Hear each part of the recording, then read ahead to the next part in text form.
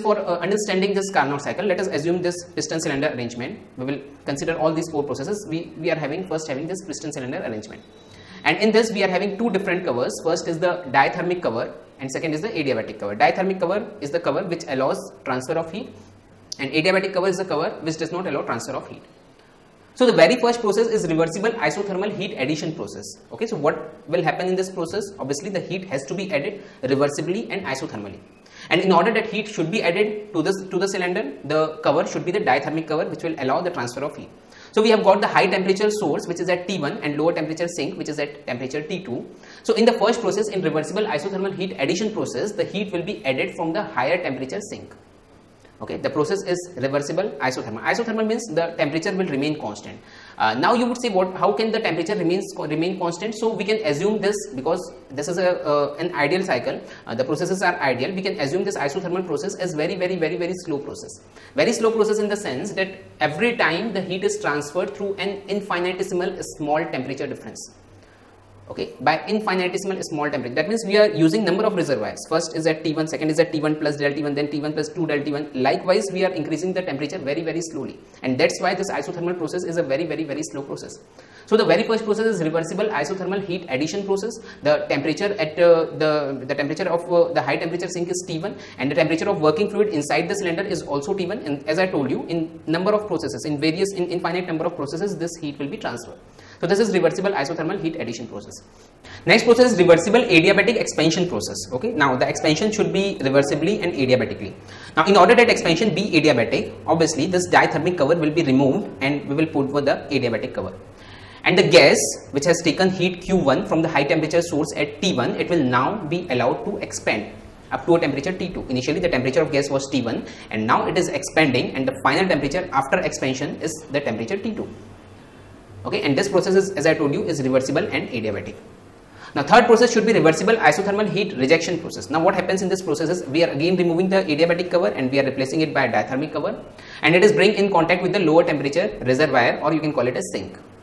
And sink is also at temperature T2, and here the heat will be rejected reversibly and isothermally. Again a very slow process, reversible isothermal heat rejection process. And last is reversible adiabatic compression process. Now after isothermal heat rejection, now again this diathermic cover will be removed by adiabatic cover and it will be allowed to further compress. Okay, so these are the four processes: reversible isothermal heat addition process, reversible adiabatic expansion process, reversible isothermal heat rejection process, and reversible adiabatic compression process. So all these four processes constitutes a cycle which is nothing but the Carnot cycle, or you can call it as ideal cycle, or you can call it as reversible cycle.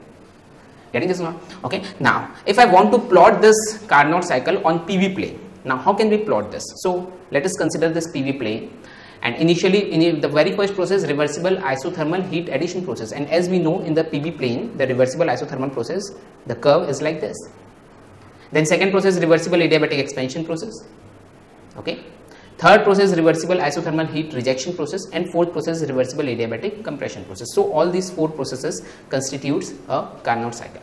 How would be TS diagram? Reversible isothermal process means the temperature remains constant. Temperature remains constant. So in this TS diagram, and obviously because heat is added to the system, so entropy will increase. We will look into the entropy in the further unit. Okay, and obviously TS diagram को भी हम detail में आगे की units में देखेंगे, but here क्योंकि जरूरी है तो इसलिए मैं बता रहा हूँ यहाँ पर. So whenever heat is added to the system, the entropy of the system increases, and because heat is transferred at constant temperature, the temperature is constant, the entropy is increasing. That means we are getting a horizontal line here.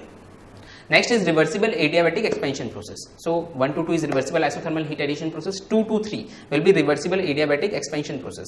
Why it will be vertical line? Because the process is reversible and adiabatic. That means it is an isentropic process. A reversible adiabatic process is an isentropic process.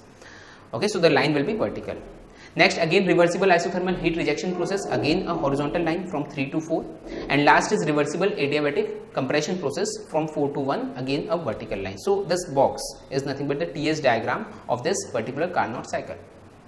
Now one more thing I want to tell you, and all these things we will discuss in the further units, that area under TS diagram gives heat transfer. Like we have studied in work transfer, that area under PV diagram gives work transfer. Similarly, the area under TS diagram gives heat transfer.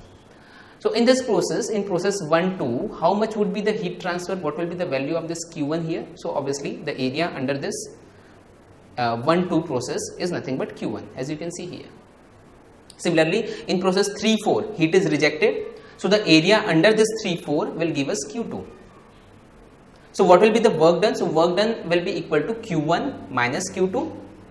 Okay, as you have seen in the heat engine, work done is equal to Q1 minus Q2. Now what is Q1 in this particular case? So Q1 is nothing but area under this 1-2. And what is area under this 1-2? Here the length is T1 because the temperature here is T1 and the width here is del S. Let's suppose the change in entropy in the whole process is del S. Okay, so this area will be equal to T1 into del S. So Q1 will be equal to T1 del S. Similarly, what will be Q2? So obviously this Q2 will be equal to T2 into del S, area of this rectangle, area under TS diagram. So what will be work done? Work done will be equal to Q1 del S, T1 del S minus T2 del S or T1 minus T2 into del S.